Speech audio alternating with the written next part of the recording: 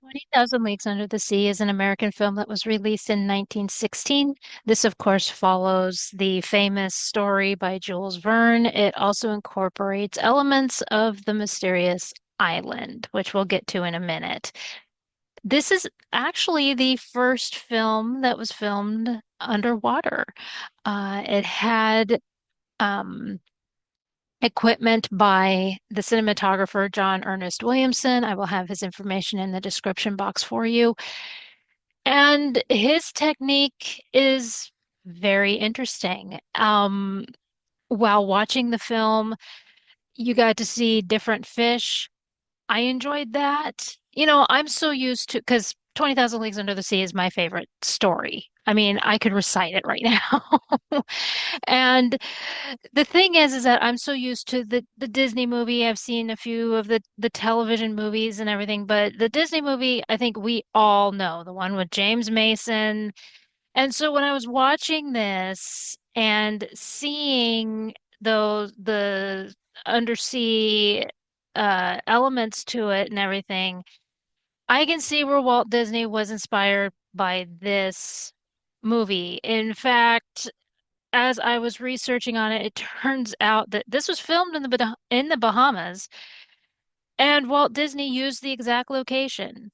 So, it all comes back around. But yeah, the underwater cinematography, uh, John Williamson, and in fact, Universal Studios, this was before it was known as Universal Studios. They financed all the special effects, the location photography, the sets, the costume design, the sailing ships, and even the Nautilus prop.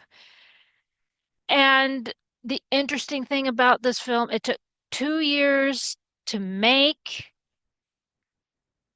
and the cost was $500,000, which was very high. That was somebody had said at the time, said that the cost of this film is so astronomical, it could not possibly post a profit.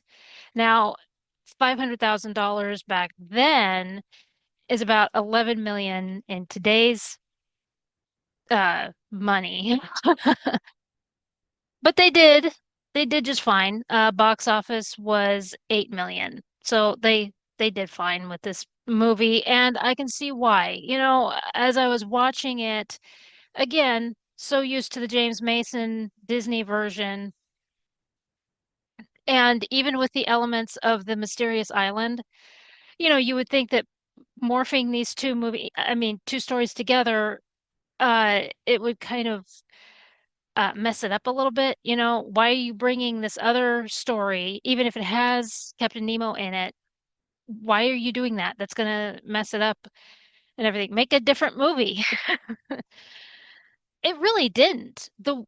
They were very creative with tying in the mysterious island, and I really like that. The other thing that I really liked about this movie was the costume design for Captain Nemo.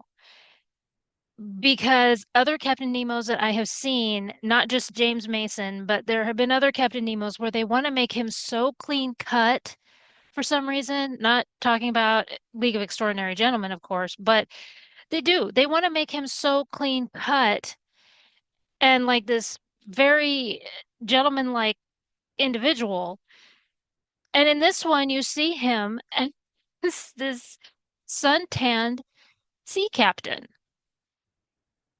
And it's like, yeah, I liked that difference because here is a guy that even though he's underneath the ocean in the Nautilus, he would have had that element to him because he was sailing before. He left to sail and then heard about his parent in the mysterious island and everything. Yeah. So, um, I really appreciated that. Now, another little fun fact about this that I found is that the octopus was named Fatima. It was built by J. Ernest. I just found that funny considering that, of course, this is the 50th anniversary of Jaws and the uh, Jaws was actually Bruce. So, for those of you that like the little movie trivia, the octopus is named Fatima. So, there you go. Anyway, this is 20,000 Leagues Under the Sea. It is an American film. It was released in 1916.